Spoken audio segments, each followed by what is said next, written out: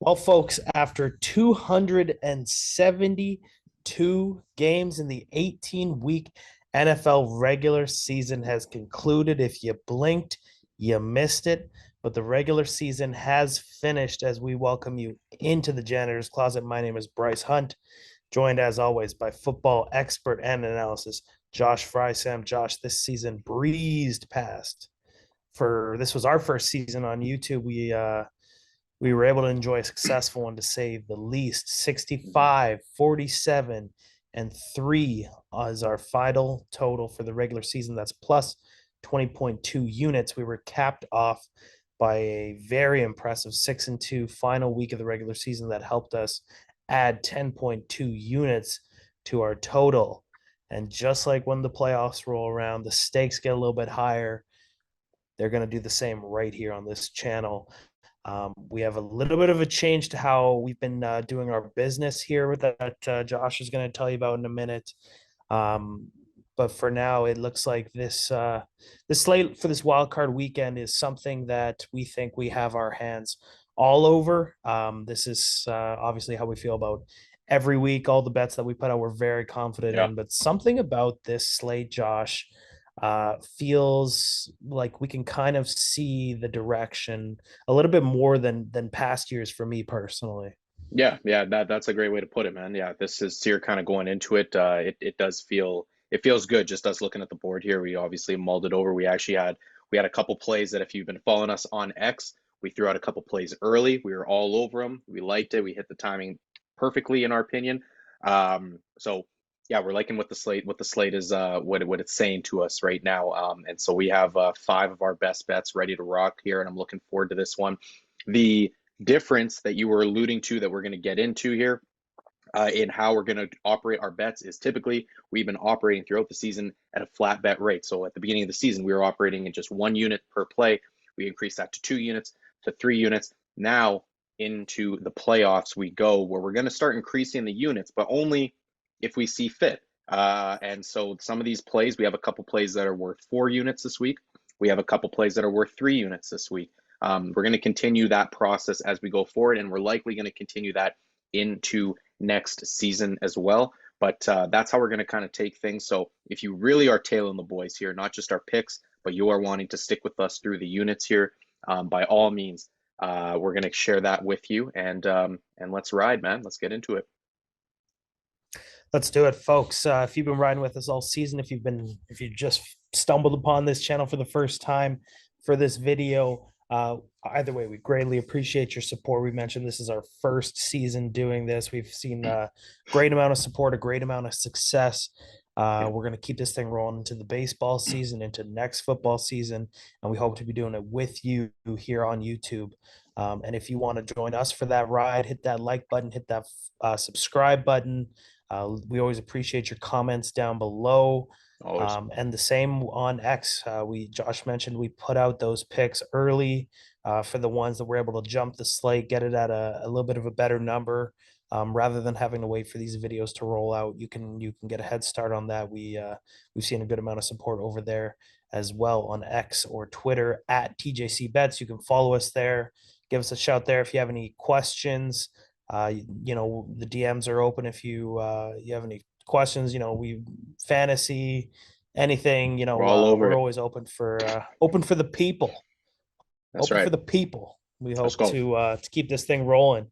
And yeah, Josh, I think with this it's time to get right into this thing, man. We're excited for this playoff slate. We hope you folks are too. The storylines are endless, they're juicy, and we are going to start with probably my favorite of the bunch, with the LA Rams and Detroit Lions after that trade a couple years ago, swapping quarterbacks.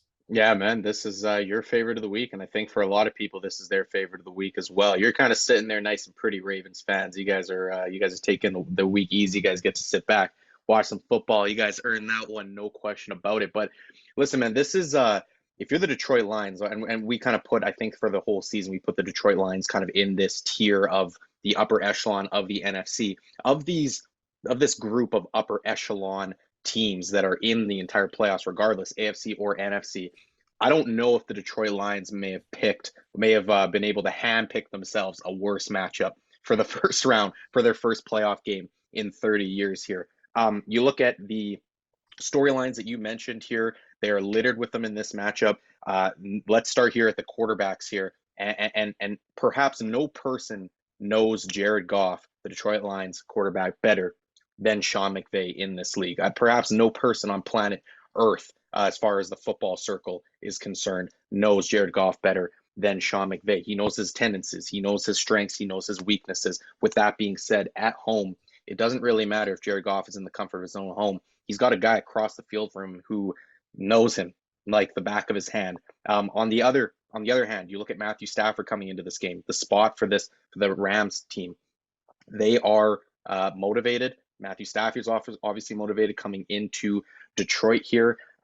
This team is experienced. They have a lot of experience on the team. They do have a lot of young pieces as well. But when you have your quarterback who has as much experience as Matthew Stafford, that's obviously a bonus. The Detroit Lions, on the other hand, are inexperienced. We just talk about first playoff game in 30 years for this team. They are obviously inexperienced. They are going to be, aside from Jared Goff, has obviously gone on some runs, but they have the rookies that have been obviously heralded as far as Jahmyr Gibbs and Sam Laporta, who maybe isn't going to play. The part that why I think you can kind of sense where we're going to go with these picks here today in this game. The Detroit Lions are coming in this game pretty hobbled here. Khalif Raymond got hurt last week. Sam Laporta got hurt last week. Both of them are DNPs to start the week here for practice. I don't know if either of these guys are going to play. Our play here, our first play, we're going to have two of them in this game. Los Angeles Rams plus 3.5 here. We're going to take that one for 4 units here. We really like this play here.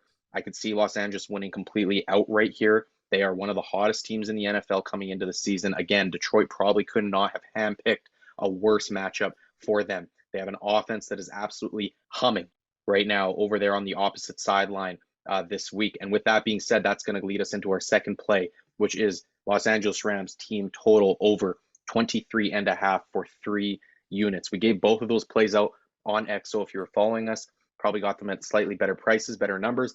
Just a quick explanation on that team total. November 19th was the last time that the Rams, when they had their entire lineup out there, obviously last week against San Francisco doesn't count. November 19th was the last time the Rams scored less than 26 points in a game. Since that day against the Seahawks, which was really the turning point in the Rams season, when they were able to make a nice little comeback victory there over the Seahawks at home, 37 points, 36 points, 31, 28, 30, and 26 points respectively in the last 6 games. This offense is humming, as I alluded to. The Detroit Lions defense is once again the Achilles heel of this team for a consecutive year. I do not see the Rams having trouble moving the ball. This could very well be a track meet, and that's okay with us. But I think at the end of the day, the Los Angeles Rams experience is going to kind of take over here. And I think the Detroit Lions defense is going to make a critical mistake at some point in this game that is really going to ultimately cost them the game here. So Los Angeles Rams team total and the Los Angeles Rams spread, we're comfortable with both of those. Yeah, you mentioned it. This seems like all the momentum is with the Rams right now, winning 7 of 8 since their bye week. Yeah. And on the flip of that, Detroit just, some of the injuries they had. Branch was back at practice today, but seeing him go down, seeing Laporta go down, it kind of seemed like the sky was kind of falling. And now, their guy that they traded away is, he's coming back into the place that he called home for so long. And Yeah, um, man. You look at the it's going to spot, be a special matchup. that's what we talk about with the spot, right? We've been talking about that all year, the spot here for these two teams. I mean, you look at the spot, whether it's injuries, whether it's experience, whether it's motivation perspective, whether it's just the fact that they are on a streak. Where are these teams? Which way are these teams streaking? The Los Angeles Rams have the edge in every single one of these categories. Where the Rams, to me, is just no question the pick here. Yeah, and you add on to that a quarterback who's already won a Super Bowl. He's been Yeah. there, he's done that. He knows how to win on the road. Yeah, the Rams gonna be the pick this week for us. It seems probably going to be a lot of people's pick for most likely underdog. We're not reading too big into that. We just listed all the reasons, and that'll do it for that game. As we walk into another player heading into his former stomping grounds where he made a name for himself. We have Tyreek Hill and the Miami Dolphins heading into Arrowhead to visit those Kansas City Chiefs. Yeah, man, Ouch. this is obviously that's the big storyline in this one, right? Listen, you look at this team, these two teams, you just take the teams at face value here. You're thinking points, points, points, points with Patrick Mahomes on one side, Tyreek Hill on the other side with the Miami Dolphins and obviously Mike McDaniel. This game is gonna be effing cold, dude. Like this is gonna be one of those where 10 to 15 mile per hour winds, around 10 degrees Fahrenheit by kickoff. And Bryce, we're Canadians, so we can withstand. We have played football in some pretty cold temperatures. Okay, this is going to be getting to temperatures that would probably give us a run for our money as well. That we would not want any part in. This is going to be close to feel like it's going to be closer to minus 20 degrees Celsius at kickoff here. It's when you're talking about cold weather and how it impacts a game. It usually you wouldn't necessarily take temperature necessarily into consideration for a game, but when you're talking about drastically cold temperatures like this, that starts having an impact on how the game is played, the mistakes that are made on the field. The ball becomes slick, the ball becomes hard, becomes cold. It hurts to get tackled. It's not fun to play out there. A lot of mistakes are made. Not to mention, I don't love either of these teams going into the playoffs. The Chiefs offense has struggled all season.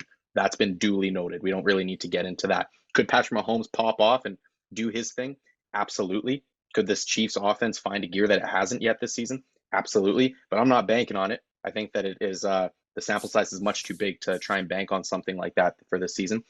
On the other side, if Jalen Waddle, although he was back at practice today, Raheem Mostert, although he's back at practice today, if both those two especially do not play this week, we know how much drier this Miami Dolphins offense becomes.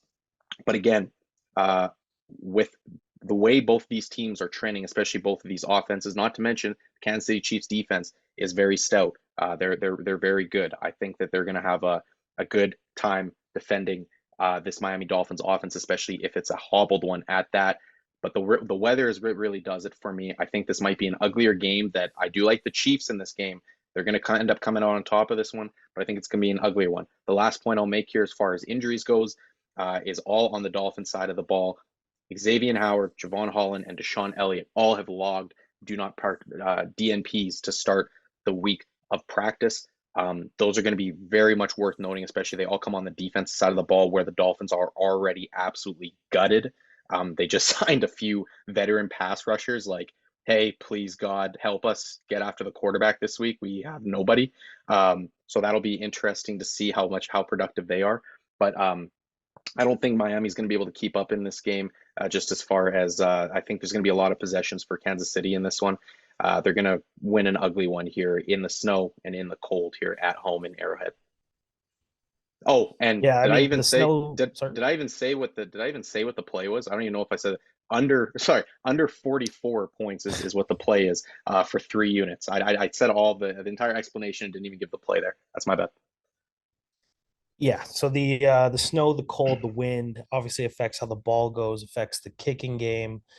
Teams are more likely to run. Miami, especially, you hope they bring their longer spiked cleats and everything, but that could impact. That's a team built on speed, and when you put them in Yeah, an environment like that, where yeah, maybe Tua is not able to get the deep ball as much as he wants into the wind, and if they're not able to cut and move and really dive into their whole route tree, that could be a problem for Miami against already one of the more under respected defensive units that Steve Spagnuolo is working with over there yeah. in Kansas City. Yeah. Josh, let's move on to another great defensive unit here from the Cleveland Browns, who are going to be not having to worry about any weather as they're playing in Houston. Yeah, exactly. I'm gonna get the play out of the way first so I don't forget it. Cleveland minus 2.5 for 4 units is the play here. Now the explanation here. I talked about at the top here. Detroit Lions probably couldn't have handpicked a worse matchup. Houston also is probably in that same boat. They probably could not have picked a worse matchup to come to start their what they hope is a long and very prosperous window here with CJ Stroud at the helm and obviously D'Amico Ryan's there coaching. Here's a quick stat for you here, Bryce. 38% against the spread is the number for first time playoff starters. CJ Stroud is a first-time playoff starter. History would not favor him in this spot. Not to mention, let's dogpile onto that with a first-time head coach and a first-time play caller in the playoffs. On the other side of things, the Browns are a well-seasoned team, especially with Joe Flacco at the helm. This also doesn't feel like a great matchup for CJ Stroud. You and I have been talking this week about some of the, talking about from a schematic standpoint. The Browns play the fourth most man coverage this year. CJ Stroud was 22nd in completion percentage and 38th in EPA per play against man coverage this season. You talk about obviously the Browns were not favorable to any quarterback really this season. But you talk about a first-time playoff starter, although he's at home, who does not play well against man coverage. This thing is not working for CJ Stroud so far. Not to mention, the Houston Texans are very banged up. Will Anderson, Noah Brown, Jonathan Greenard, Jerry Hughes, all have logged consecutive DNPs to begin the week here. They are a banged up team. They've been able to make it by so far, but we all know defense wins championships, and when it comes playoff time, man, that defense bucks up a little bit more. Houston's at home, but I don't think that's enough to win this week. Houston is having what I would describe as a magical year here with CJ Stroud in his rookie year. But the Browns they kind of have I'm kind of getting a similar almost feeling from the Browns as I am with your Baltimore Ravens this year, Bryce. Like where it's just kind of like you have they have this some special type of mojo going right now since Joe Flacco got around. So you want to talk about a team that's hot going to the playoffs, healthy going to the playoffs. They're feeling themselves. It doesn't matter if they're on the road or if they're at home. They're in a dome, obviously, which is nice. They don't have to worry about the weather. And Joe Flacco, man, you've seen firsthand, well, how hot this guy can get come this time of year. And now, granted, that was years ago in his prime, but still, this guy has proven this time of year comes around, he can get it done. He can get hot. So look out. Coupled with this defense, I think Houston's going to have a tough time in this game. I think they're going to push him a little bit because I do believe in CJ Stroud and what he's going to be able to do. I think they're going to push him just a little bit, but at the end of the day, Cleveland's going to come out on top of this game. Yeah, you mentioned some of the DNPs to start the practice week. It doesn't help Houston any bit that they get the first game of the week with the early one on Saturday, lose a day of rest there and everything. So we really like Cleveland in this spot on the offensive side, on the defensive side. Um, we like Houston a lot. It's just as you mentioned, it's an unfortunate spot. Yeah. The matchup just doesn't line up. We're going to play the spot here with Cleveland -2.5 for 4 units. Moving to our final play of the week, we have Philly and Tampa Bay, Josh. Yeah, this one's going to be a lot quicker explanation than the other ones. But Philadelphia, man, like this spot right now, I just don't see how you can back Philly in the spot. Like that, to me, this game is Tampa Bay or nothing. Like that's just what it is for me. If you're gonna bet on this game, you bet on the Bucks and you take your chances. Although Philadelphia is probably the more skilled team on paper, it doesn't really matter in this. Like the Philadelphia Eagles, you want to talk about being hot and healthy coming into playoffs. The Philadelphia Eagles are neither of those. Is AJ Brown going to play this week? Is Devontae Smith going to play this week? Is Jalen Hurts' finger okay? It just feels like there's more questions than answers surrounding the Philadelphia Eagles at this point. And not to mention, they have also struggled mightily in the second half of the season. I talked about being hot coming to the playoffs. They are not that. They are the exact opposite of that. This is a team that is not playing well, and they are also injured. I don't know how you can back a team that is not playing well, and they're also injured. We'll see how much Jalen Hurts' finger limits him in this game, if at all. But regardless, I'm going to take Tampa Bay's defense and that offense, I should say, even though the defense has struggled through the air this year. I'm going to take the Tampa Bay Buccaneers at home here. They are catching point. They're getting points here as far as with some room to spare here. +3 for 3 units is the play for Tampa Bay. We don't need them to win. I do very strongly believe they could win, and I actually, I'll go as far as to say I think they will win this game. But we'll take the 3. We'll take the 3 points here. It's Buccaneers or nothing for me, and I'm more comfortable taking the home side. Okay, folks. So there you have it. Our recap. Our 4-unit max plays here are the Rams +3.5 and the Cleveland Browns -2.5. then we have a trifecta of 3 unit plays. We have the Rams team total over 23 and a half. We have the Chiefs and Dolphins under 44 and the Tampa Bay Buccaneers +3 to close wild card week for us. Um, we had a great regular season, Josh. We're looking to really build on it leading into the Super Bowl. Yeah. We won't chew people's ears off about how we want a Ravens Packers Super Bowl any more than we already have in the past. Um, yeah, this looks like a good slate for us. We're hoping it's as good as we think it's going to be. We may have some additional content coming perhaps in the next few weeks as far as when there's less games on the slate, maybe some breakdowns, stuff of that manner. Obviously, you have a great football mind. You can really dive into that stuff. So, folks, if that's something Yeah. you'd want to see, maybe a playoff ladder challenge could be in the works if the folks want get some player props into it. This Yeesh. is a really fun time of year, and we can take advantage of it, Josh. I'm excited for it, man. I can't wait. Yeah, and I mean, like you said in the last episode, leading up to the Super Bowl, especially as well. I mean, we're gonna have lots of special episodes here coming up, so looking forward to that. But definitely need to take care of business first this week. Let's go, Chris, 5-0, and not to mention just one last plug for the Twitter account, the X account at TJC Bets, because as these are our best bets. There are still, I would say, 5 or 6 more plays that I'm just kind of mulling over that I really, really like, but just deciding whether or not we do actually pull the trigger on them, waiting on some injury updates, things of that nature. But be sure to plug into TJC Bets on X there to keep posted with any kind of other free plays that we have available. But ready to rock this week, man. Let's get the sunglasses. Yes, sir. Josh, plug the Twitter or the X. We'll plug the YouTube. That's where you are right now. Hit that like button, hit that subscribe button, leave a comment down below, and let's go sweep this slate, baby. That'll do it for us this week. We'll see you right here next week, hopefully with some sunglasses on our noses. Happy betting, bet responsibly, and we'll see you next week, folks. Take care.